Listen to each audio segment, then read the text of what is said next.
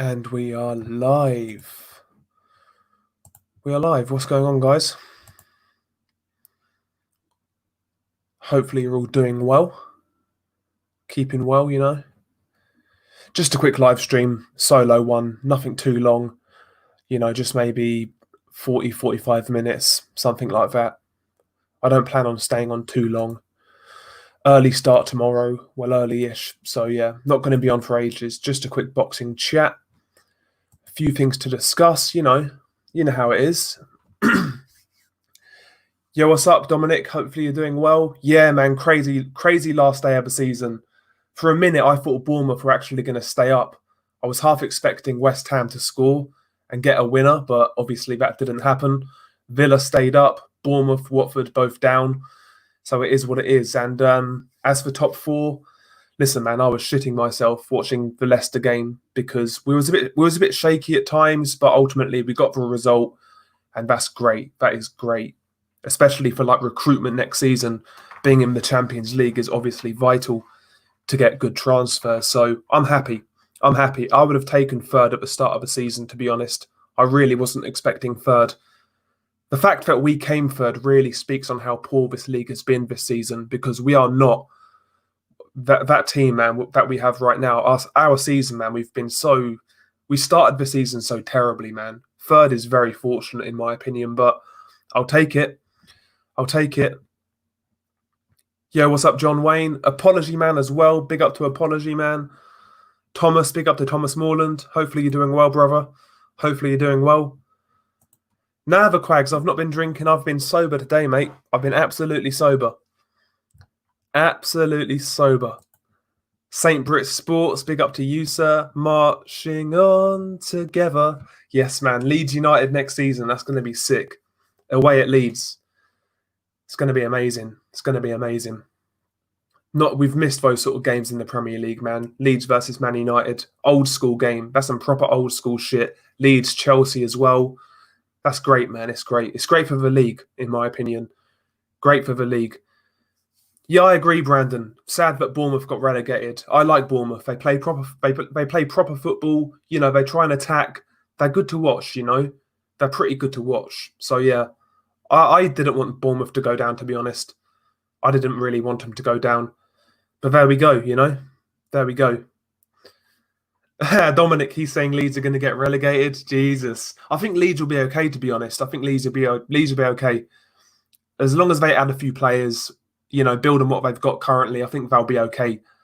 They actually play pretty good football as well. To be fair, Leeds, you know, they play pretty good football.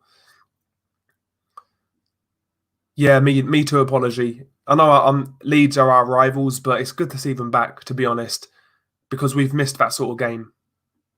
We've missed it. Corey McKeague's been. Joe Joyce defends with his head like Ted Cheeseman. Yeah, he does, man. Joyce's defence is very porous.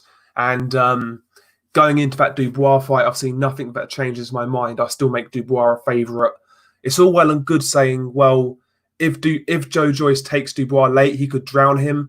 That's certainly a possibility, but he's got to get to the late rounds. And with that defence, man, he's going to get caught with a lot of shots. Can he take that power from Dubois? We shall see. That ramrod jab, that hard right hand over the top. Joe Joyce eats right hands for fun, honestly. So it could actually go horribly wrong for him. I wouldn't be surprised if he gets knocked out early against Daniel Dubois, to be honest. But we'll see. If he can soak up the punishment early and take it late, he's got a chance. But it's getting through those early rounds for Joe Joyce. That's the key for him, in my opinion. And I have my doubts. Yeah, big up to Matt. Hopefully you're doing well, Matt. Hopefully you're keeping well, brother. Big Dan, he thinks Dubois beats Joyce in 8 rounds. Wouldn't be surprised. Apologies working a 6-day week. I hate it. Until I see my bank account on Friday. Exactly, apology. That's the way you got to look at it. Get payday, man, and it all seems worth it at that point, you know? All seems worth it. Yeah, Corey. Eggington versus Cheeseman. I think that's on Saturday, innit? This Saturday coming up. Sorry. That's a good fight. Fun little domestic fight. I think Ted Cheeseman's going to stand him on his head, though, to be honest.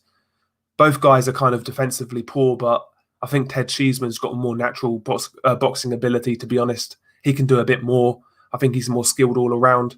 I think Eggington's going to get knocked out, to be honest. He'll get stopped in that fight, maybe late on, rounds 9, 10, 11 kind of area. One thing this is from Matt. One thing I will say, I've heard Dubois has a very, very good chin. Yeah, he's been caught a couple of times. I mean, Latte caught him, and he caught him flush, took it quite well. Gorman caught him a couple of times. He took it quite well. Yeah, we still need to see him fight a puncher, a proper puncher, but we shall see in regards to Dubois' chin. Dubois himself has flaws. You know, he is kind of mechanical. When he kind of throws combinations, he does square up. And if you punch with Dubois, you can catch him, as we saw in the Latte fight. So he's got things to tighten up on, no doubt. But for me, man, when it comes to Dubois and Joyce, I just see Dubois as the guy who certainly has the higher ceiling as a fighter. He's got a better punch technique. He seems more naturally powerful, more explosive, better jab. I just think Dubois may have a bit too much, to be honest. He may have a bit too much. Lorry Driver does fitness. Don't forget, though, if Dubois has a war with Pfeiffer, he's in a big disadvantage going into the October fight with Joyce. That's a good point, Lorry Driver, because you never know. Maybe Dubois takes a bit of punishment.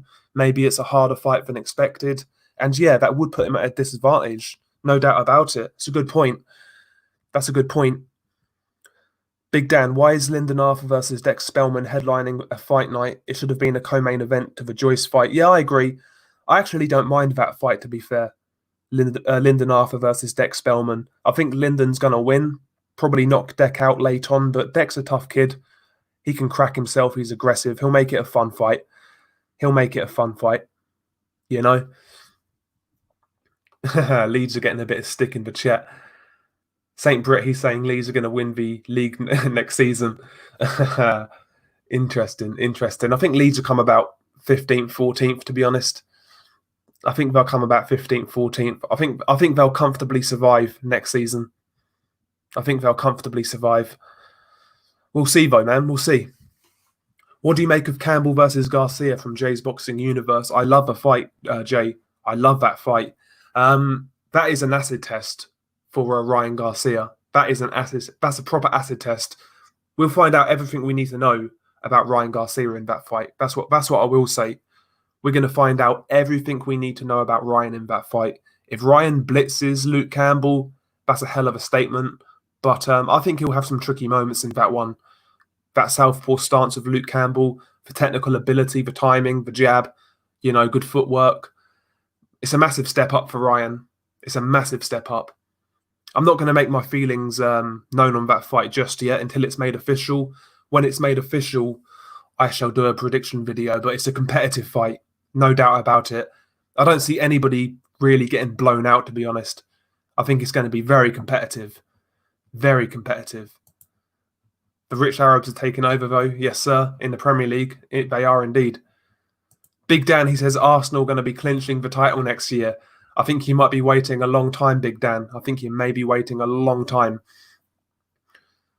Dominic Chechery, he says, I think Leeds need to sign a 15-plus goal striker and sign Ben White. Then I think they may stay up. Yeah. I don't think Patrick Bamford is going to be good enough, to be honest, in the Premier League. I'm not sure about him. To be honest. I'm not sure. He's good in the Championship, but in the Premier League, I'm not convinced. Really not convinced. Okay, St. Brits, are you guys in talks with Romero, our goalkeeper? Because I'll tell you what, St. Brits, his record as backup goalkeeper is very good. He's got something like 30-odd clean sheets in 50-odd games. Really good record as backup. And he's actually a really good goalkeeper, to be honest. If you sign Sergio Romero, hell of a signing that will be for you guys. I would rather keep him, to be honest. There's a lot of United fans who actually think he should be number one right now, to be honest. A lot of United fans do, with how De Gea's playing. Yo, big up to Adam Scott. Hopefully you're doing well, brother. Hopefully you're doing well. Yeah, he's solid, St. Britt. Really solid. Good goalkeeper, man. Good shot stopper. Commands the area quite well. Just a good, solid goalkeeper. Yeah, man, De Gea's not been the same, St. Brit, since he's come back from the World Cup. Not been the same. Dominic, he's saying Bamford is so shit. Yeah, I don't think he's Premier League quality, to be honest. I don't think he's Premier League quality. Did you hear that Tank Davis Santa Cruz is somehow for both WBA titles, even though it's at 130? I have heard that, Jay's Boxing Universe. My theory is this. My theory is that it's an insurance policy if Tank Davis misses weight. If he misses weight, then there's still theoretically a title on the line, which is the lightweight title. That's what my theory is anyway. I don't think they trust Tank to make that weight. I don't. I think that's the most interesting thing about that fight, to be honest, is whether Tank Davis makes weight or not. Because let's not forget, in that last fight with Gamboa, he actually missed weight on first attempt, and that was lightweight. So how's this guy going to make 130? I think he's going to really struggle. I think he's going to really struggle. De Gea used to save United from staying at the top, but now he's letting them down. Yeah, 100%, Dominic. It's been since the World Cup where De Gea has been shaky, because he was like our player of the year like 3 or 4 years before the World Cup. He really was doing some good stuff for us. But yeah, recently, man, the pressure is on. Dean Henderson's coming back next season, I'd imagine, who's had a really good season at Sheffield United. Listen, man, there's more pressure now on De Gea than there's ever been. His number one spot was undisputed for a long time. Doesn't seem that way now. Doesn't seem that way now. Yeah, exactly, Apology. How's Tank going to make weight? Have you seen him out of camp? 180 plus. Yeah, 100%. He's a fat midget, Tank Davis. You know? He's a fat midget, so he really needs to be cutting down now, training hard. 130 is going to be a stretch. If he makes 130, maybe he's depleted. Maybe it could make that fight competitive. But what I will say is this. If Tank Davis is healthy, I really think he's going to punch holes in Leo Santa Cruz. I don't think Leo Santa Cruz looked great in his first fight at 130 last time out. I felt he looked really pedestrian, workmanlike, pushing with his punches, no pop on his punches. Didn't look great at all. If that Leo Santa Cruz turns up again, Tank is going to punch holes in him, trust me. He's going to punch holes in Leo Santa Cruz. I think this fight is actually really clever matchmaking from the PBC, because Leo Santa Cruz is a relatively big name. He's quite well respected, and I think the circumstances really favour Tank Davis, and it would be a career highlight win. So I think it's a good bit of matchmaking, to be honest. A profile-building fight for Tank Davis. That's how I see it. Kind of like Errol Spence, Mikey Garcia. I kind of see it in a similar vein, to be honest. You know?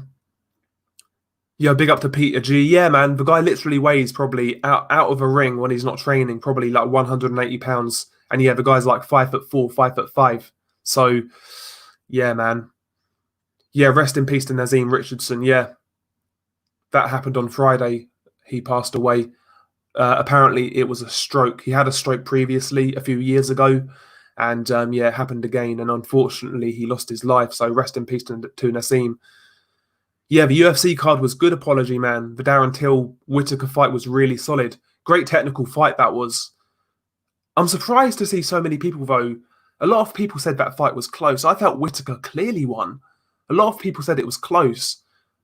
I had it 4-1 to Whittaker, to be honest. I had it 4-1 Whittaker, but yeah, good fight. L Dog, big up to L Dog. He's bringing us the Hrgovic updates. He says Hrgovic returns on the 26th of September. Who's he fighting, L Dog, or don't we know yet? Who's he fighting? Prince Andrew likes a stroke. That he does, Corey. That he does. That's not all he likes, you know? That's not all he likes. Yeah, he was the trainer of Steve Cunningham, Adam Scott. He trained Steve Cunningham, Bernard Hopkins, Shane Mosley. Trained a few good fighters, man. Trained some really good fighters out of that Philadelphia scene. Really good coach. Really good coach. Oh, he was only 55. I thought he was older than that. Yeah, Leighton Baines retired, Dominic. Yep, I saw that. Underrated in his prime, Leighton Baines. But at the same time, when he was kind of in his prime, he was still competing with Ashley Cole. So if Ashley Cole wasn't around, man, he would have been a first choice for England for years. Great player, though. Great cross, great set pieces. Really good player. We was linked to him for a long time when he was with you guys, Leighton Baines. For year after year, we was linked with Leighton Baines. Never came through though. He would have been a good replacement for Evra for a while. Okay, L-Dog. Probably a Matchroom USA card. Yeah, I'd imagine. Yeah. Hopefully he fights somebody like he's not going to fight a killer, obviously, but hopefully he fights somebody who can take him a few rounds, who'll give it a go, you know, a durable enough guy. Because yeah, Hrgović needs to kind of get back to action now. Needs to get back to action, start making the move to try and get ranked and maybe get a mandatory shot. But yeah, Hrgović is good to watch, man. I like Hrgović. One of my highest rated prospects in the division, no doubt. Certainly in my top 5. I forgot where I rated him when I done my top 5, but he's definitely in my top 5 prospects in the heavyweight division. There's no doubt about it. Hrgović versus Zhang, maybe. That's a good fight. I'd take that, Big Dan. I wouldn't mind that. L-Dog, Michael Hunter. That would be a hell of a fight. Hell of a fight. But can't see it happening, bro. Can't see it happening. Hrgović is probably going to fight Cash Ali. Yes, sir. Let's get it. Cash Ali versus Filip Hrgović. I'm sold. I'm sold. I'm sold, man. Yeah, no doubt, Adam Scott. By the time you're 35 as a pro footballer, it must be so hard to keep up with these young guns. Yeah, exactly. Yeah, there's very few players who can actually perform well at that age, you know. Very few players. Although it's more common now. It is actually more common now with sports science and things like that. You look at like the likes of Cristiano Ronaldo now, mid-30s, still performing really well. Even Zlatan Ibrahimovic, he's like 38 now, and he's still doing quite well at AC Milan, still doing well. So the guys are actually getting better as they, you know, the older players now are better than they was, I think, a few decades ago. But yeah, Joyce looked really sloppy, L-Dog, especially that first round, man. He is so open to that overhand right. It's unreal. He's so open, man. So open. And also when you punch with Joyce, man, he's very vulnerable. Squares up, you know, throws like wide-ish combinations. He's so open, man. Dubois needs to punch with him, in my opinion. Where are we at? Hrgović going to take a fucking Kevin Johnson rematch. Jesus. Jesus. Rubber Ribbery, the Rubber Johnny. Do you think footballers get drug tested? I think they do. Crazy D3. I think they do, man. They do. Padgett, Ribéry at 37 also. Yeah, Ribéry is still playing quite well. He's at Fiorentina now in Serie A. Fair play to Ribéry, though, because Ribéry could have just gone to America or China and just made some silly money, but he still wants to play proper football, so fair play, man. Fantasy matchup, Foreman versus Mike Tyson. Who have I got? What version of Foreman, Lewis? The comeback Foreman or the 70s Foreman? What version? Do you think Grealish will improve Man United if brought? Sorry, I think Grealish, to be honest, Tone. I think he'd be a decent addition to the squad, like a squad player. Maybe replace Lingard, sell Lingard, get Grealish in. That's an improvement, but I don't think he'd improve our starting 11, to be honest. Just a good rotation option. That's how I see Grealish. So yeah, he'd improve a squad, but not really the first 11, in my opinion. I don't rate Grealish as high as a lot of people do. I think he's a solid player, you know, good technical player, but I'm still not that convinced, to be honest. I'm not that convinced. Corey says Grealish is not going to leave Villa. Maybe he could stay at Villa for another year, man. Maybe. But I think he's going to want to move soon. You know, try and get to a top 6 club. You know, he's definitely talented. He's definitely talented, but I just don't think the hype matches it, to be honest. But that's just my opinion. That's my opinion. Dominic Chetchery, I'd love Grealish at Everton. He's exactly what we need right now. Potentially, yeah. You guys, though, you guys have a bit of money now to play with. So you've got Ancelotti, first proper transfer window. Could be pretty good for you guys. You know? Yeah. That overhead kick, yeah, that was sick. Yeah. Cavanede, he says, I rate if he played for a quality side, he wouldn't get marked as much, in my opinion. Yeah, that's true, actually. That's true. Dominic Chechery, he says, Foden, then Grealish, then Maddison. I'll be honest, I would take Maddison over Grealish. I agree, Foden's probably the best out of that bunch, but I think I would swap Maddison for Grealish. Just my opinion, though. Crazy D3, Grealish is overrated. I tend to agree. L-Dog, are you becoming more of an MMA fan these days? I'm watching more and more MMA thanks to these greedy promoters. I'll be honest, L-Dog. With the lockdown, obviously, we had no boxing, and the boxing we did get was very low quality. As a result, I watched UFC, and I have to say, for the most part, I've really enjoyed it. And I've got more of a appreciation for the sport now than I did before, like lockdown. Do you know what I mean? And I'm actually more interested in the sport now as well. So even when boxing goes back to normal, I'll definitely pay more attention to MMA, more so than I did before. So I've enjoyed it. There's been a few duds here and there, like Masvidal, Usman. That was a bit of a dud, but I've seen a lot of good fights.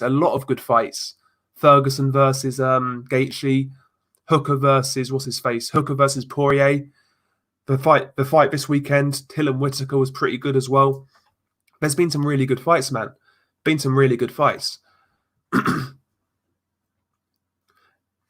Exactly, big boys boxing. Yeah, I agree, man. No choice. If you like combat sports, at the moment, MMA has at least competitive fights. Yeah, I agree, man. I agree. Yo, big up to Nordic Warrior. Hopefully you're doing well, man. Hopefully you're keeping well, man. Okay. Yo, big up to Box, man. Hopefully you're doing well, brother. Hopefully you're doing well. Okay, let's have a look at boxing scene quickly. Is there any news to really talk about? Let's have a look at this shit. Probably not. Nah, there's nothing really here on boxing scene. Nothing really to talk about. Anyway, go back to the chat. Boxing lately has been as good as Oscar Rivas' left eye. Yeah, exactly, unrivaled. Although the schedule that's coming up is definitely more promising. It's definitely more promising. I like a few fights on that schedule that the PBC announced. I like that Daenerys Barley fight, but we have to wait until December. The Charlo card is actually fucking pretty good, to be fair. That's a really good card. Sergey Lipinets versus Quadratilo Abdukakarov at welterweight. That fight is a sleeper fight. A lot of people aren't talking about it, but that's a really intriguing style clash. Lipinets is like he's like an awkward come forward pressure fighter. He's got a weird offbeat rhythm when he comes forwards, and he's quite relentless. He's quite powerful. Whereas Abdukakarov is more like a technical boxer, a fundamentally sound boxer. That's a really intriguing style clash. I'm favouring Lipinets, but that's a good fight. And yeah, there's a few other fights on that schedule as well that I quite like. So yeah, believe it or not, I think the PBC have got the best lineup right now, which says a lot, man. Says a lot. Unrivaled, he says the schedule is solid. It's not amazing, not good enough. Yeah, that's true. But like, what are these other promoters doing? Like Eddie Hearn and Top Rank. Top Rank have got a few fights coming up by the looks of it. Alvarez versus Joe Smith. That's a good fight. Lomachenko versus Lopez needs to be finalized. That's a good fight. Apparently, we're going to get Valdez versus Burchelt this year. I don't mind that fight at all. I'm pretty confident that Burchelt wins, but it's going to be violent while it lasts. I'm all good with that. So, yeah, we're going to get some more fights announced in the next few weeks, and I think the schedule is going to look a bit more promising than it already is. You know, it's going to be a bit more promising. Yeah, I agree, Nordic. Lipinets definitely underrated. I think he's got talent. He's got an offbeat rhythm when he comes forwards, man. He's hard to time. He's got a nice, effective jab, fairly hard hitter, relentless. I like Lipinets, man. He's a good fighter. He beat the shit out of Lamont Peterson.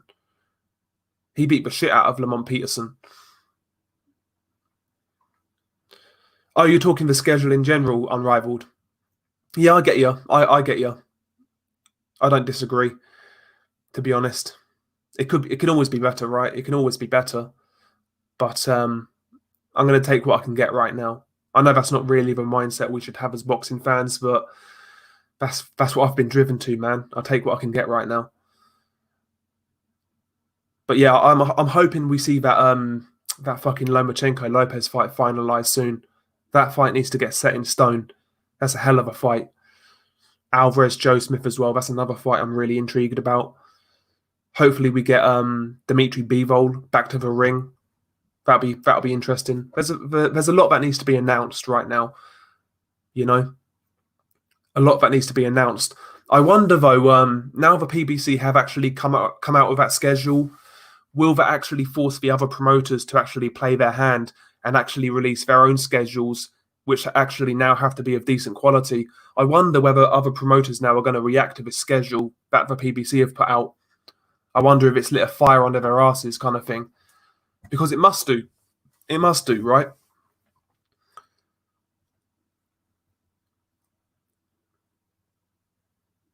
Yeah, that's ridiculous. That's ridiculous, Nordic. Burchell, he never really wanted to fight Lomachenko. That's just how it is. You can actually listen to his own interviews in which he basically admits as much.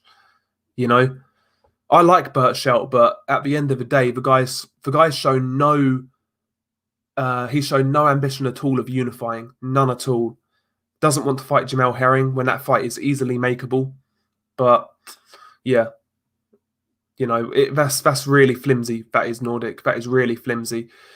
Bivol versus Saunders at 168. Yeah, good fight. That'd be a good fight. Billy Joe's never going to fight a live dog. I agree, Crazy D3. I think Billy Joe right now, man, I think Billy Joe's got one foot out of the door, to be honest. I don't think this guy's going to have many more fights left. I don't think he's got many more fights left. That's why he didn't take the Canelo fight. He wanted to cash out. The purse was actually reduced and he just didn't think it was worth it. So he's going to save himself, fight a couple of scrubs, and then try and cash out again in the future. That's Billy Joe's MO. I don't think Billy Joe really is all that invested in boxing right now, to be honest. Talented fighter, but at the end of the day, the guy's done fuck all for a long time. So we can't keep on giving Billy Joe the benefit of the doubt like a lot of people do. The guy's done fuck all for ages. And I'm not really interested right now in Billy Joe. I've got to say, until this guy fights a top-level fighter in his division, then I'm not really interested. Not really interested. Yeah, exactly, Nimrod. Billy Joe's not 70% retired. I agree. Whispers that we're going to get Saunders versus Eubank 2, though. Not a bad fight. I'll watch it. I'll watch it. I mean, it's better than what Saunders is giving us right now. So I'll watch it. The thing is, though, like the way Billy Joe's looked recently, I don't think it's out of the realms of possibility that Eubank beats him. I think Billy Joe looks pretty poor at 168. He looked really bad in his last fight against the Argentinian gentleman. He looked really poor in that fight. In fact, he was losing that fight until the end. He looked pretty slow. He looked pretty ordinary against Shifat Isafi as well. I don't think Billy Joe even belongs at 168. He's only there because he's too fucking lazy to dedicate himself and actually stay on weight. He's a middleweight, Billy Joe. He's a middleweight. Simple as that. Oi, Unrivaled, thanks for the super chat. He says, "Oi, you promised you'd have me on, but here you go again with your solo streams." Yeah, man, sorry. The thing is, I'm not planning on going live long tonight, to be honest. I'm not planning on going live long.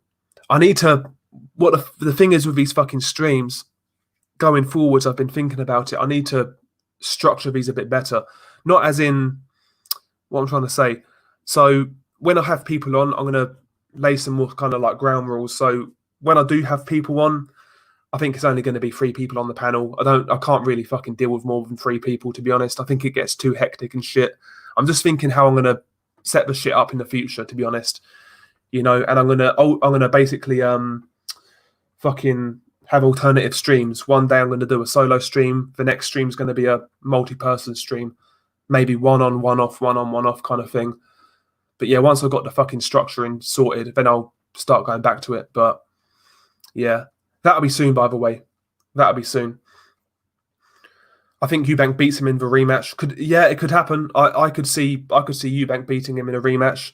Because as limited as Eubank is, he's dedicated. That's what I will say for Eubank. He actually trains. You know, he stays on weight. He's got a good work rate, things like that. Billy Joe these days, man, I'm not convinced. I really wouldn't be shocked if Eubank beats him. I wouldn't be shocked. Nordic, he's saying it how it is. Nobody cares about Saunders versus Eubank 2. Boring hype jobs for a pair of them. Yeah, neither guy's done fuck all recently, have they? Let's be honest. I'll be honest, I wouldn't be adverse to that fight though. If that fight happened next, I wouldn't complain. I wouldn't complain. Eubank couldn't even KO a shot to Gale. True. Yeah, that fight was horrible as well. Box. Horrible fight.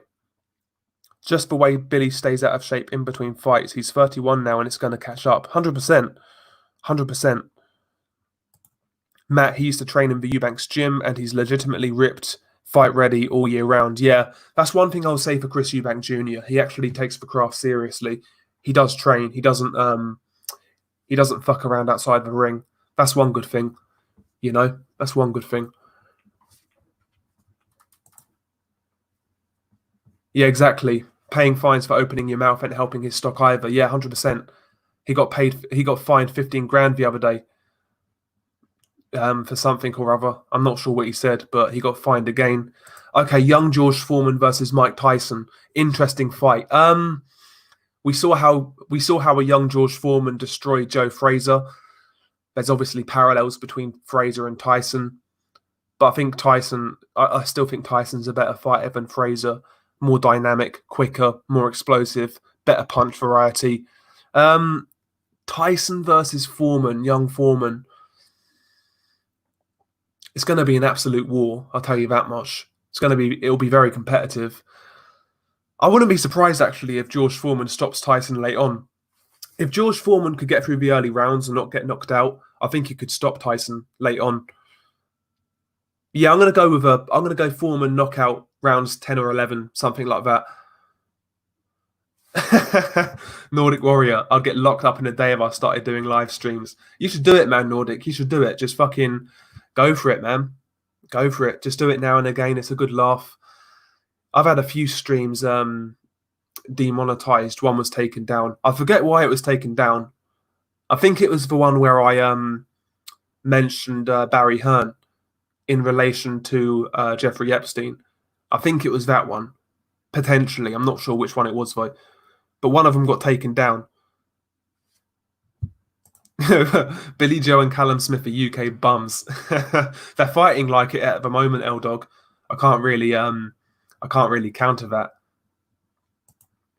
Yeah, that's true, L-Dog. Chris Eubank Jr. is dedicated, but he's so stubborn. He needs to humble himself and pick a coach who he listens to. Yeah, 100%. I agree. So he's dedicated to the sport in terms of training and whatnot, but he's not, he needs to humble himself. He needs to humble himself and listen to somebody because the guy's got some good tools. There's no doubt about it. But yeah, I think Eubank Jr., I think he's as good as he's ever going to be, to be honest, at this stage. Yeah, 100% Nordic Warrior. He must be starving himself to make weight. 168, and he's what, 6'3", and he's a big 6'3" as well. He's fucking lanky as shit. But apparently, from what I've heard, it's not too much of a struggle to make weight. That's what I've heard from that team. It's not easy, but it's not the struggle people would imagine it being. I know the guy keeps in pretty good shape, actually, outside the ring. You don't really see Callum Smith fat and out of shape, to be fair. Yeah, 100% Nordic. None of these journalists out here have asked Barry that tough question. None of them. Do you think Coogan's going to ask Barry? Do you think Coogan's going to ask Barry about that black book? I doubt it. Barry and Susan, 100%. 100%. Callum Smith versus Beterbiev, please, God, please. Jesus Christ. You want to get Callum Smith killed? Yeah, I think Beterbiev would mash him up, to be honest, man. He'd mash him up. I'd still watch it, though, man. I'd still watch it. It's, decent enough. I'd watch it. Fuck it. Why not? Oh, big up to G-Man. Thank you very much, G-Man. Hopefully you're doing well. I've seen you've been pumping the videos out, G-Man. You've been pretty active recently. And by the way, lads, if you've got time, check out G-Man Boxing's channel. Pretty cool dude, man. Calls it down the line. Covers various weight classes. Good channel, man. Good channel. Recently hit 2K subs. So fair play to G-Man. Big up to G-Man. Is Roy Jones training Eubank Jr. or was that just a PR stunt? I'm not sure, Tone. I'm not sure, to be honest. One thing I will say though, Chris Eubank Jr. from what I've seen, he actually appears to actually listen to Roy Jones Jr. That's the first time I've seen Chris Eubank Jr. listen to anybody. So maybe in that sense it's a good fit if it actually happens. He actually listens to Roy Jones, but the thing is, he may listen to Roy Jones, but how good of a trainer is Roy Jones? We'll see. Roy Jones has trained before. He trained Jean Pascal for a little while. I think Roy Jones trained Pascal for the Kovalev rematch, and we saw what happened there. We saw what happened there. Yeah, Beterbiev's a savage, but he's just not a known name for the casual market at the moment. Yeah, that's the thing, Adam Scott. If I was trying to get casuals to watch boxing, obviously you would show them the obvious fighters, but I would show them Beterbiev because that guy's a fucking destroyer. Absolute tank. Aggressive. He can box on the front foot, power in both hands. Beterbiev's a great watch, man. He really is. Great watch. Excellent fighter, in my opinion. I think he's the best light heavyweight in the world. But time shall tell. Time shall tell. I will take Beterbiev over any light heavyweight right now. I think he's very good. Yeah, 100% Nordic. G-Man makes good videos, underrated channel. 100%. Eubank could end up on the Roy Jones Tyson card. Yeah, that could happen, Nimrod. Wouldn't be surprised. Wouldn't be surprised. Yeah, Roy Jones and Freddie Roach were training Pascal for those fights. Neither of them did any good. Yeah, exactly. Yeah. I'm not convinced about Roy as a trainer. Maybe, but we shall see. We shall see. But Big Dan, Buatsi needs to wait for Beterbiev to move out of the weight before going for titles. Yep. Indeed. Like right now, Buatsi, I would keep him away from world level. I actually think Buatsi is Matchroom's best prospect. Out of all the Olympians, you know, guys like Akole, Joe Cordina, Anthony Fowler, I think Buatsi is the best prospect they've got, and I would manage him quite carefully right now. I'd manage him quite carefully. I think the Rio 2016 lads that Matchroom signed, for the most part, haven't been all that impressive. The one with a high ceiling, in my opinion, is Buatsi. And G-Man Boxing, you've mentioned Isaac Chilemba. I think that would be a good fight for Buatsi right now. Chilemba, he's awkward, he's tricky, he can box, but a bit past his best, you know. He'll take him a few rounds. I think that's a good fight for Buatsi right now. Yo, on UCTV, big up to UCTV, man. I enjoyed the stream last night. I couldn't make it all the way through, though. I had to go to bed about 3 o'clock, 3:30. I just couldn't make it, man. But thank you for the super chat. Don't tell Unrivaled I sent this. Big up to UCTV, another really good channel. Another really good channel. By the way, lads, smash the like. Much appreciated.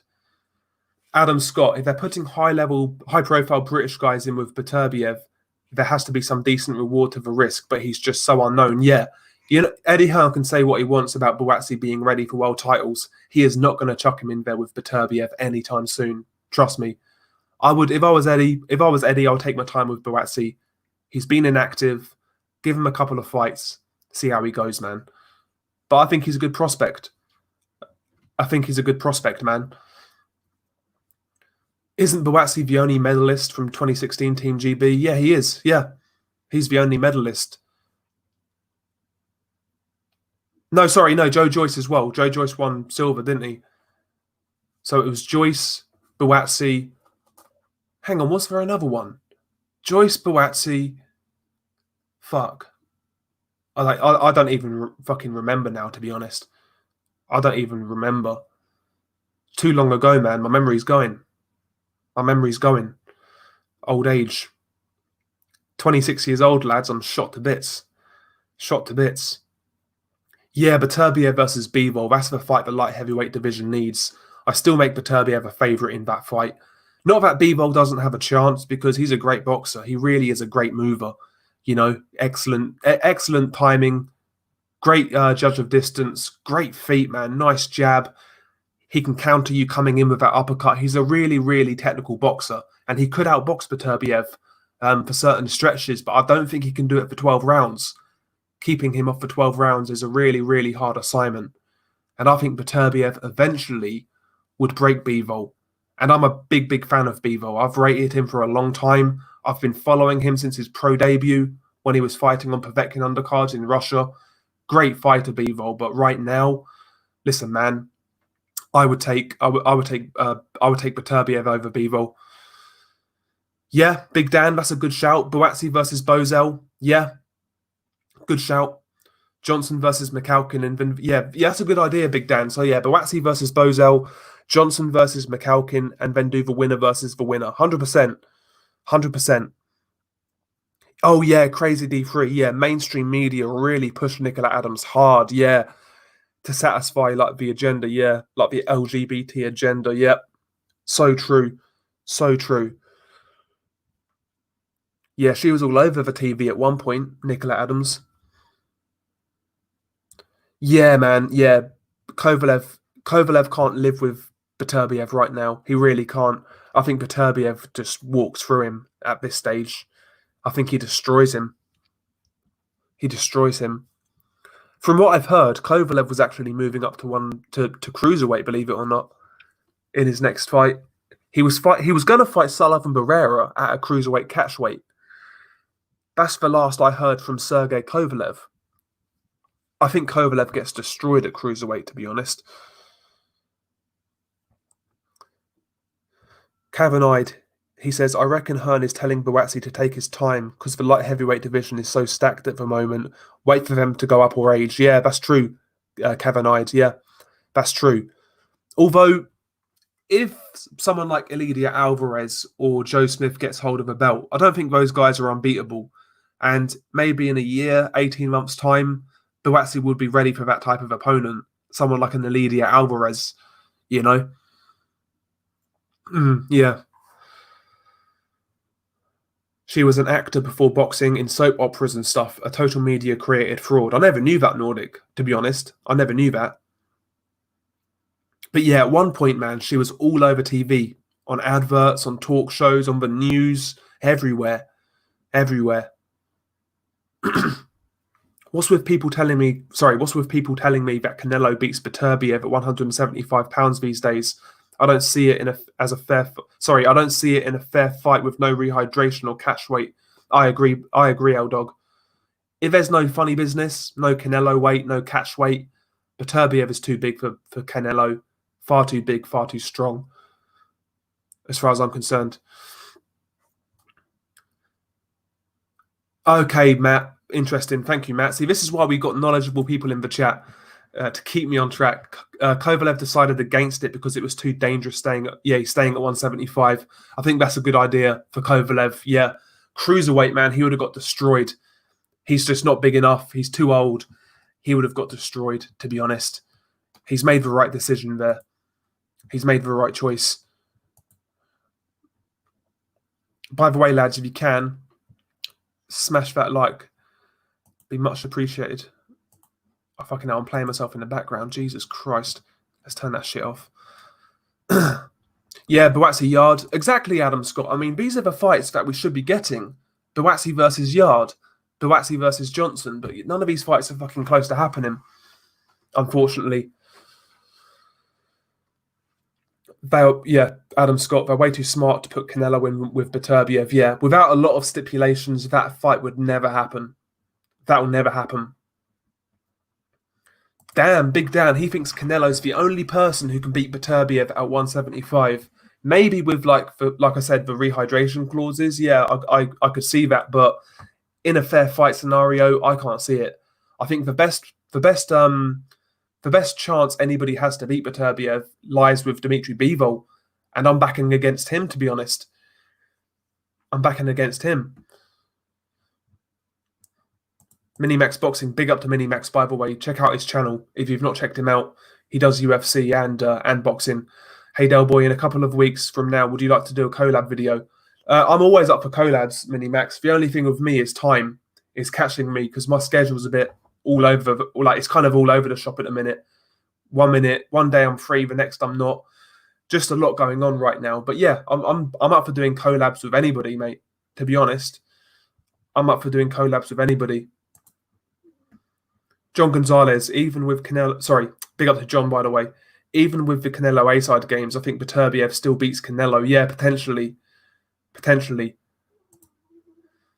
Yeah, that's a sick fight, UCTV. Lopez versus Davis. Yeah, that's a sick fight. Two explosive fighters. One punch power. Do you know what, though? I think I would lean with Lopez in that fight, to be honest. I think I would lean towards Lopez. I think Lopez, I don't know, I think the size might do it there, but that's a great fight. Somebody's getting knocked out in that fight, though. Somebody's getting knocked out. One thing I want to see from Tank Davis, he's a very explosive fighter. He is talented. He's got raw potential. That's how I would describe Tank Davis. But I want to see Tank Davis in there with somebody who moves, somebody who actually makes him, makes him take the lead, kind of thing. Do you know what I mean? Because right now, if you look at his resume, he's fought all come forward fighters, guys who come to him, and he looks like $1 million. Guys like Liam Walsh, Jesus Cuellar, people like that, Pedraza. All of these guys came to Tank Davis and gave him the opportunities to land those big shots. I want to see Tank Davis fight a mover, somebody who makes Tank Davis create his own openings, make him take the initiative. I wonder how he looks, because I don't think Tank Davis has that great footwork, to be honest. I don't think Tank's footwork is that great. If you look at his feet, man, he does that thing where he drags his back leg like Adrian Broner. I'm not convinced by his footwork. If you chuck Devin Haney in with Tank Davis and Devin Haney sticks and moves, I'm picking Devin Haney, I'll be honest. I think Tank is very talented, but I think he's one-dimensional. And I think that'll be apparent when he actually steps up with the right style. Just my 2 cents. Just my 2 cents. Yeah.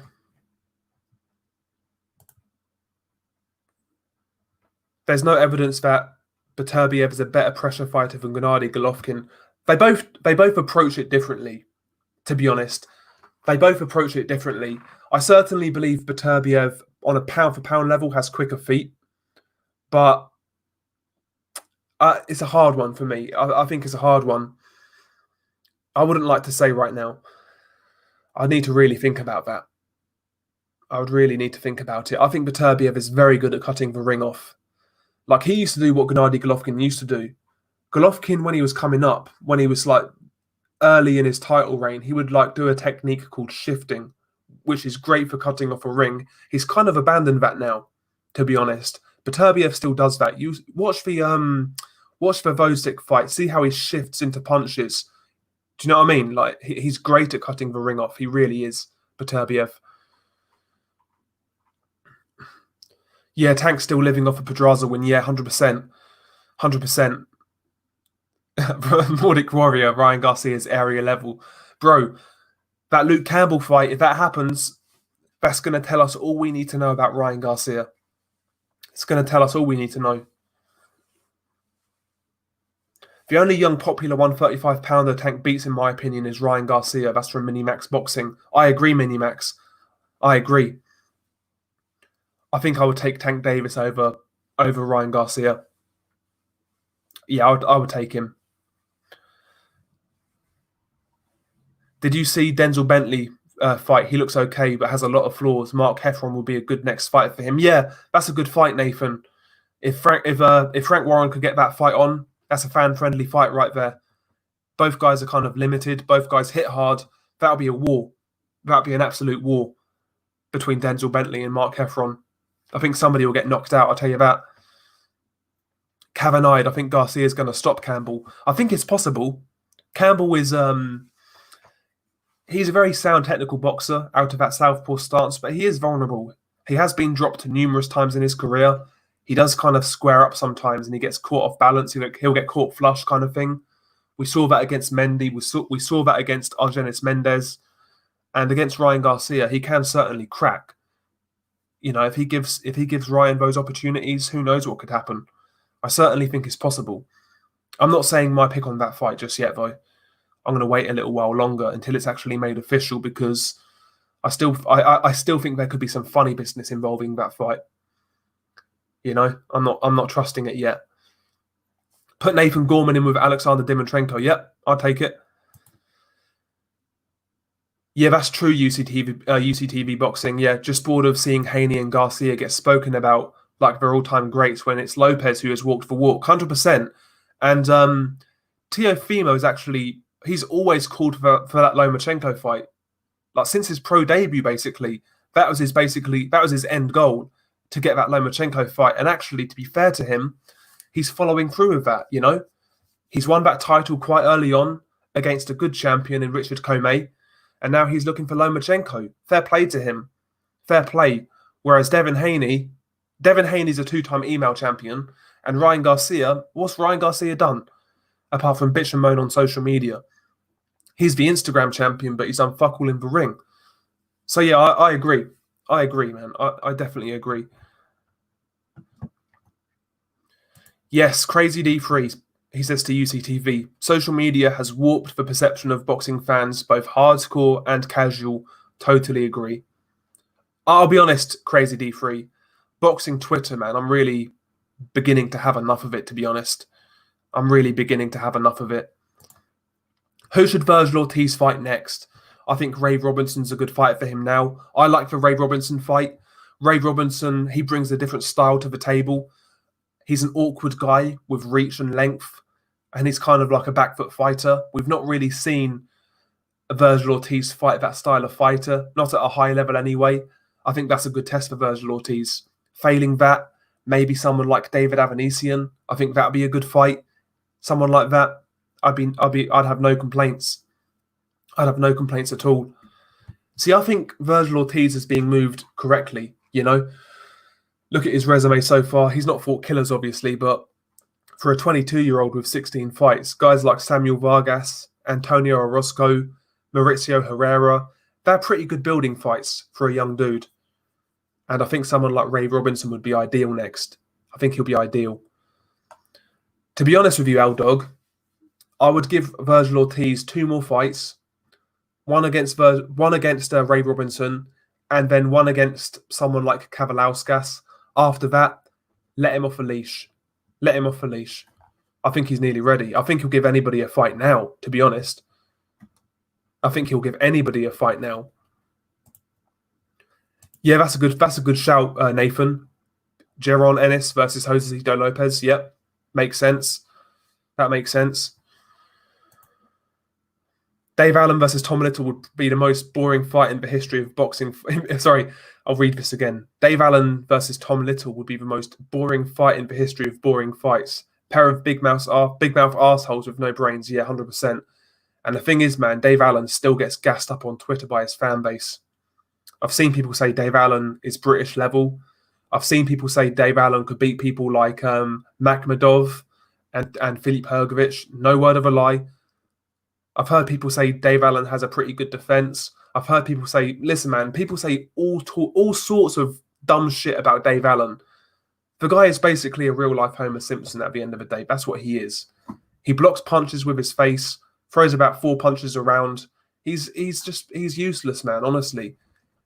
He's like an area level fighter, basically. Area English level fighter. That's what he is. He's not British level. And quite frankly, I'm kind of tired of the Dave Allen story now. I'm tired of it. Why does he get these fights? Because he's got a bit of shit banter.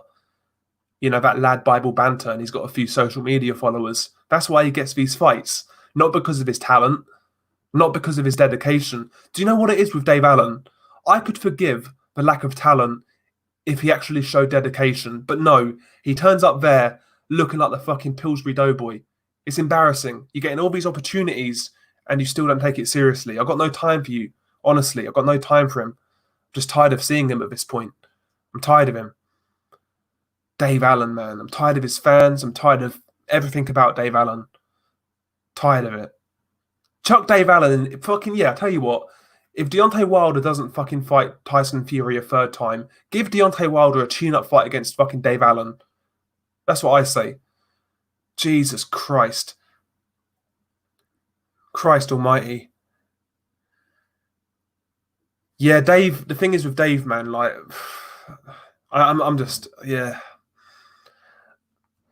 Damn, Big Dan, he says he's heard people say Dave Allen could beat Deontay Wilder. Fuck me. Nordic Warrior, 100%. I'd watch as well. 100%. Adam Scott, I feel a bit sorry for Dave Allen. He got put in with Luis Ortiz and Tony Yoka. I feared for his life in those fights. Yeah. But man, listen, he was always overmatched in those fights, but he could have made it a lot, not easier on himself, but he could have made it better on himself by actually turning up in shape. Do you know what I mean? Like he turned up there looking terrible, especially in the Tony Yoka fight. I mean, the guy's gut was protruding his shorts. Do you know what I mean? Like he should show a lot more dedication than he does. You know, come up in better shape, throw some more punches, actually show a bit of ambition. But it is what it is. It is what it is. L-Dog, Hrgovic might kill Allen. Allen will be able to withstand his shots, and he would accumulate a lot of damage. Yeah, that's true. That is true, L-Dog. Yeah. Dave Allen does have a good chin. I'll say that about him. I'll give him that credit. He's got a good chin, but not much else. That's basically it. Yeah, that's a good fight, Minimax.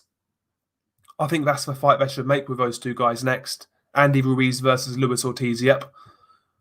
Although I've heard Andy Ruiz wants a tune-up fight. That's what I've heard. So maybe we'd have to wait for that fight, but I would like to see that fight next.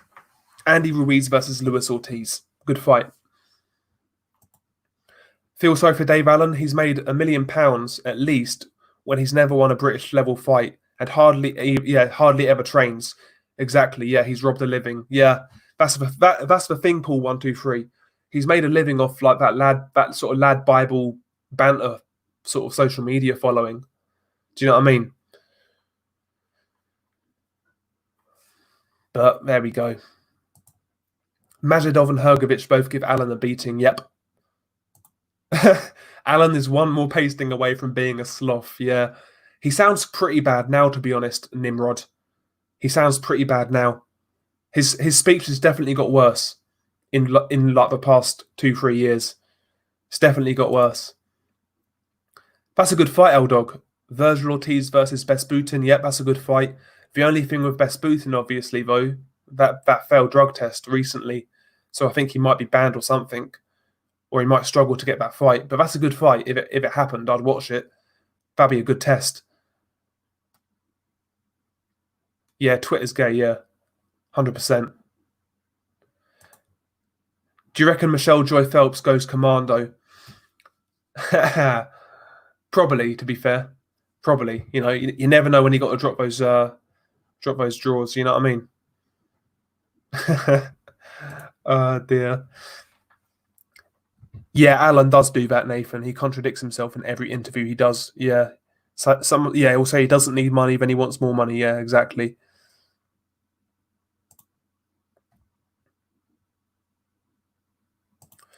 I was sent something disturbing about Twitter today. Yeah, today. Another community of MAPs under a different name. Jesus Christ. Twitter really is a cesspool, Nordic Warrior. I don't know why. I'll be honest. I don't know why I stay on Twitter because nothing good comes of Twitter. There's a few good people on there who talk boxing and things like that, but for the most part, it's full of shit. It's full of absolute shit. Dave, a contradiction. Alan, yep. Ortiz versus Kavalauskas. That's a good fight, Big Dan. That's a good fight. I'd watch that. Kavalauskas, strong puncher, come forward guy, experienced, good amateur. That's a good fight. That's a good fight, you know. Both guys can punch. Risky fight, but good fight. Good fight.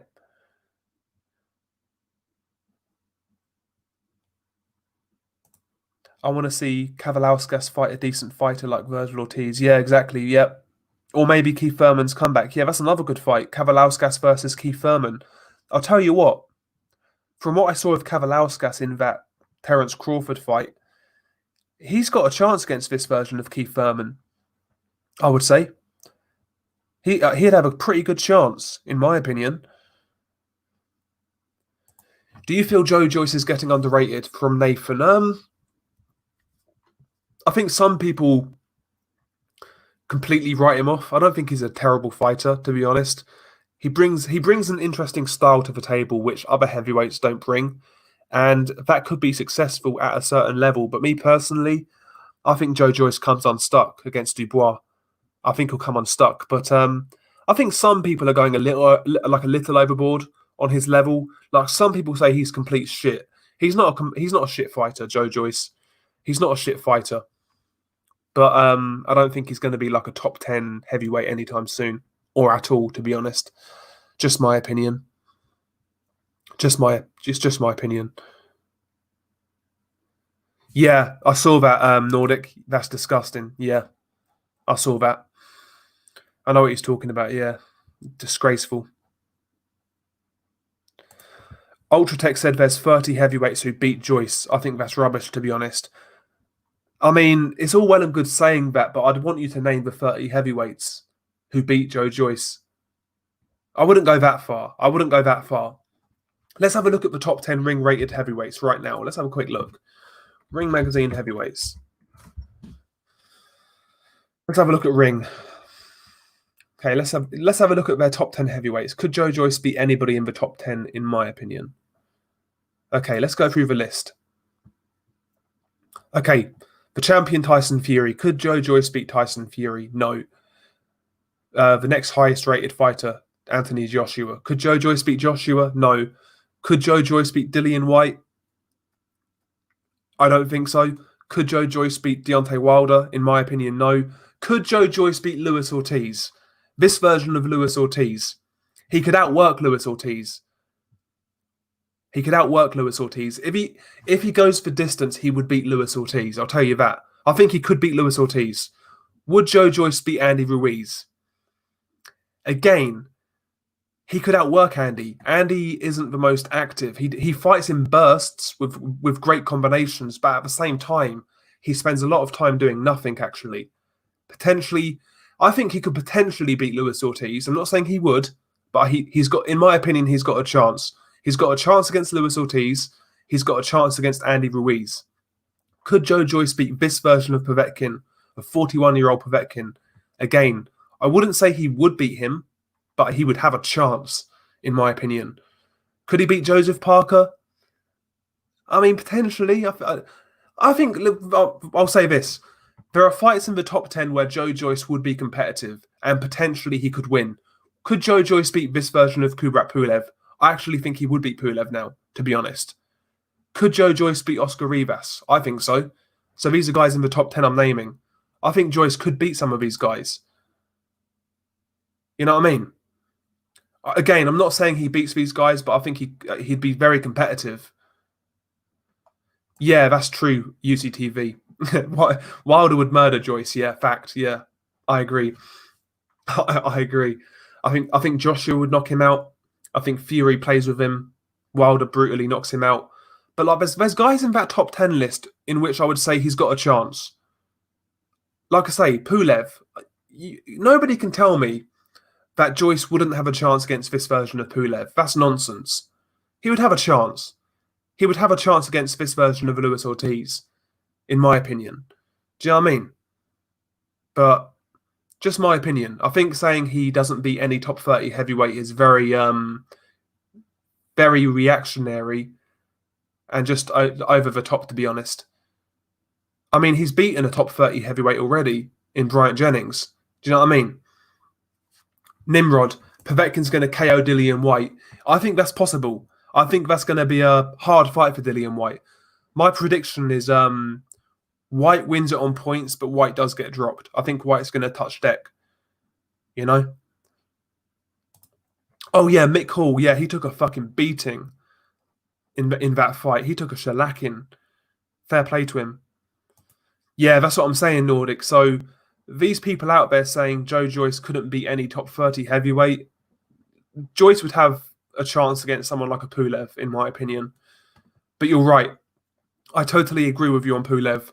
He's got no chin at this stage, at his age, and he's done. Yeah, he's shot. Pulev is shot. Pulev has he's really flattered to deceive in recent years. If anybody watched that fight with Rydell Booker, then I feel sorry for you, because that was fucking 30 minutes of my life wasted. But he looked terrible in that fight. He was getting pieced up by Bogdan Dinu, a guy who isn't a top 30 heavyweight. He got buzzed by Hughie Fury, by the way. He looked pretty poor against Samuel Peter. He looked poor against Kevin Johnson. When was Pulev's last impressive performance?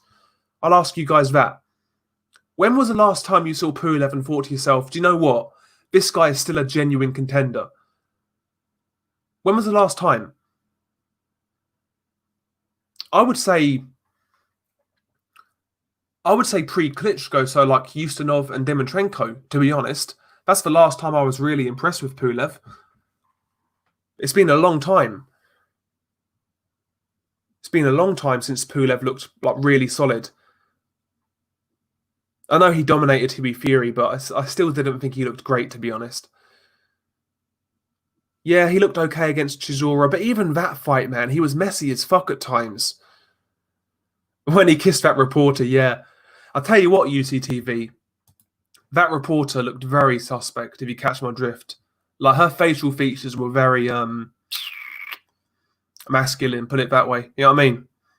He took a chance there, didn't he? He fucking took a chance. He took a shot in the dark there, Pulev. Jesus. Fucking hell. Jesus Christ, Pulev.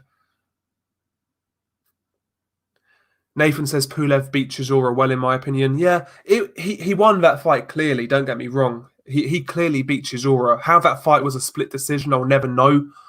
But still, he beat him clearly. But was he super impressive? I don't think he was, to be honest.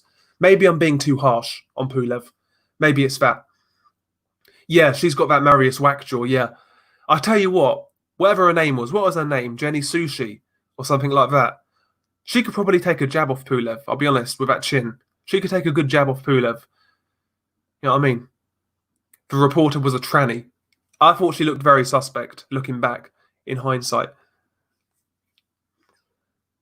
But, you know, man, listen, he got knocked about the head. He wasn't thinking straight, you know. We can't blame Pulev. Yeah, Pulev hasn't been the same since Vladimir iced him. Basically, Paul, I agree. Yeah, I know, Nimrod. Yep, that's true. Pulev is for Joshua of Bulgaria. Yep, that's true. I've been to Bulgaria, and yeah, people like there was posters of him, and yeah, he is very well known out there. Naturally, yeah. Yeah, exactly, Nordic. Yeah, I thought Chisora was handily outboxed in that fight. Handily outboxed. But the scorecards made it look closer than it was. Like I said, split decision in that fight, complete nonsense. It was similar, actually, in the Caballel fight with Chisora. I thought Caballel clearly won, man. But the cards were pretty close. Yeah, me too, apology. So, I've not worn a mask yet. Never worn a mask once. I went into Sainsbury's on Friday and they didn't make me wear one. So, fuck it. I ain't going to wear them. And anyway, you can actually, you don't have to wear a mask. That's nonsense. You can not wear a mask if you've got like a pre-existing health condition. But they can't ask you that question. They don't have the authority to ask you why you're not wearing a mask. So just don't wear one. You know what I mean? I ain't going to wear it. It's kind of disconcerting. Like I said this at the start of a lockdown. I made a video about coronavirus, just basically saying that people need to try and level up during this time, try and learn some new skills and whatnot. And in that video, I also mentioned that I was worried about how people are buying this so readily. You know, people are so eager and so willing to sign their rights away, to give away freedoms without question. That fucking terrified me, man, and it still does. To see this, how quickly this has moved. It's crazy to me. Track and trace apps, shit like that. I ain't signing. Like I went to the pub the other day, right?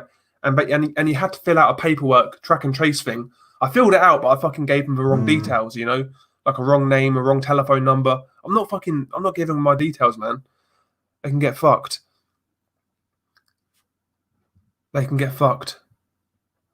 Honestly.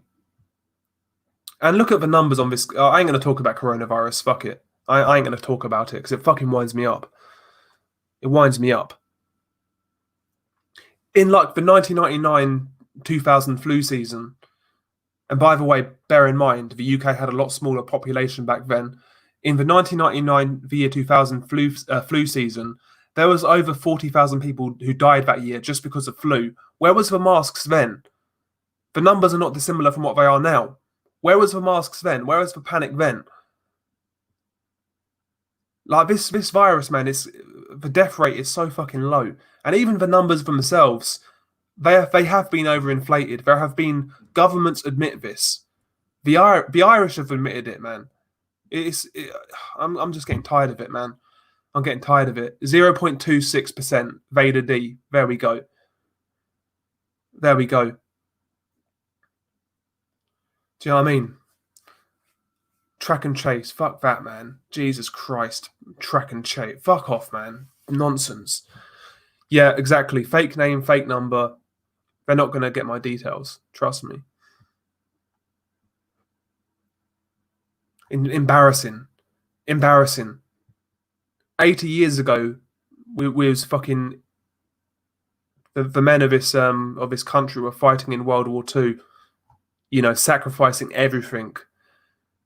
Showing severe courage of the highest order, and now we've got people out here wearing their fucking skinny jeans and tight t-shirts with fucking masks on, scared of a virus that kills like 0.2% of people. Embarrassing. Absolutely embarrassing. Yeah, wear a Deontay Wilder mask, Nathan. Go around with one of those GIMP masks on. Wear Deontay Wilder's suit. Walk into fucking Tesco's with that on. Oh dear. That was a good fight, Sporting Advantage. Chris Bourke versus Rams Mahmood. Yeah, Chris Bourke actually at times looked pretty good in that fight. He looked pretty good. Scamdemics. Yep. Yeah. Exactly, Nordic. Oh shit. Yeah, it's very authoritarian. The UK.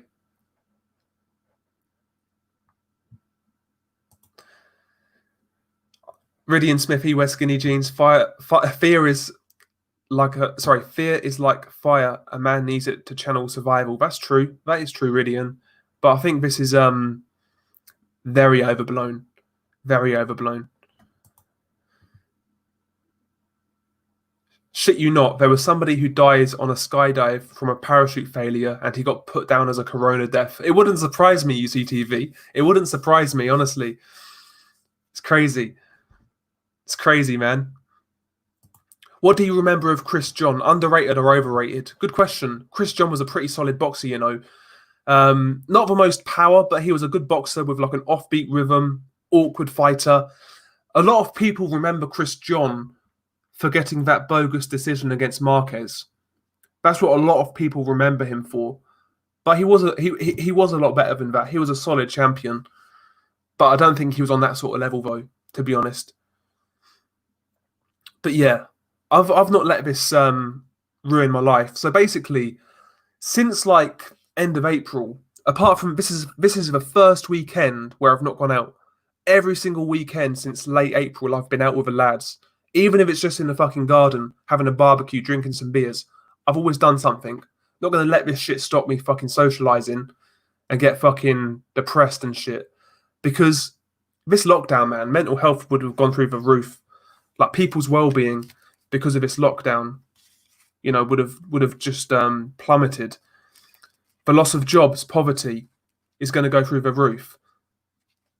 The incoming recession where people are not going to be able to eat and they're going to be, you know, they're going to starve and shit, man. But it's the lockdown could cause a lot more problems than it's worth, basically.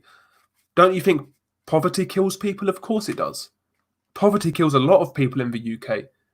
And that's what this lockdown is going to result in. People are going to lose their jobs.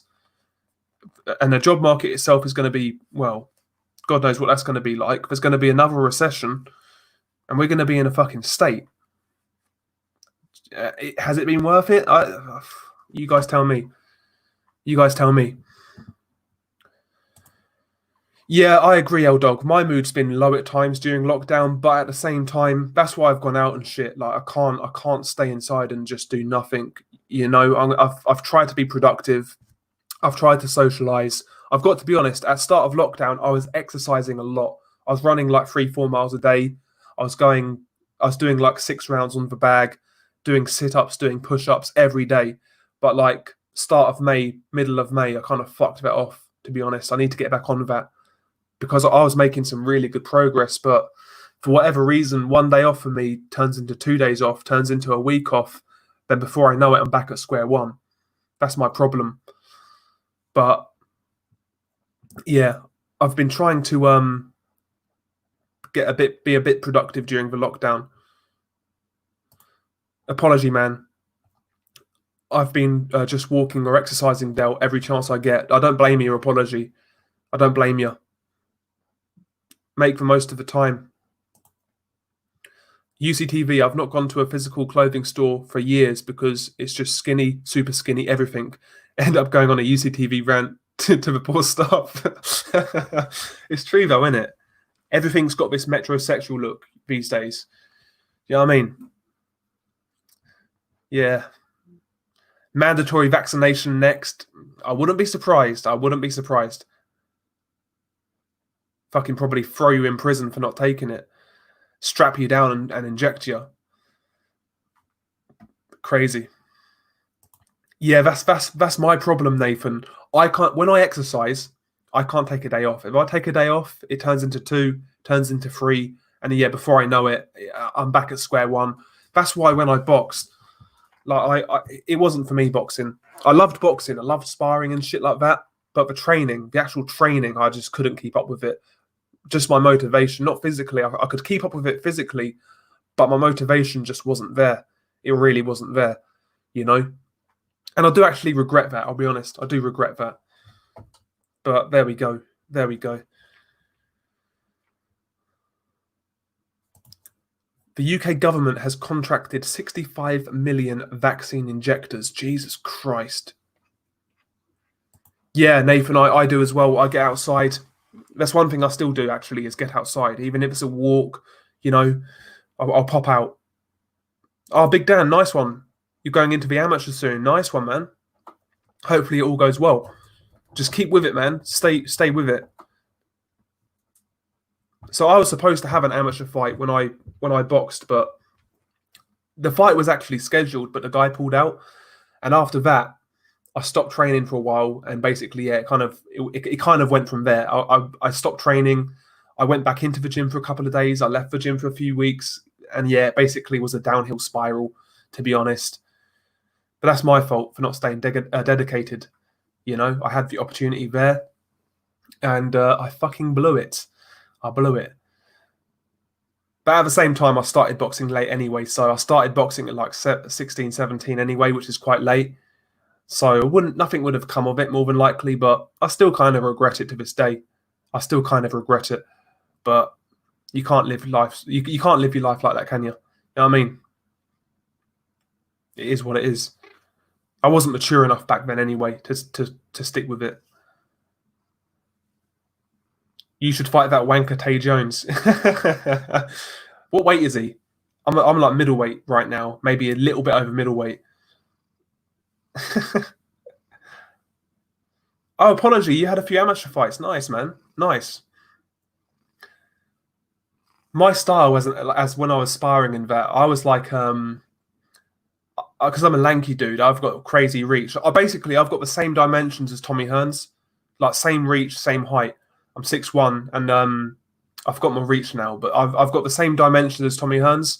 And yeah, I used to try and keep it long, move, stick and move, and I could do that quite effectively. But when somebody got inside on me, I can't really fight on the inside. I can't lie. I've got an uppercut on the inside. That's really it. But I can kind of neutralize people on the inside, but I look like Vladimir Klitschko, just holding people, hugging people. Do you know what I mean? Oh, nice apology. 3-1 record, winning record. Nice. Fight Heavy D. Heavy D subscribed to my channel, by the way. I just realised that the other day.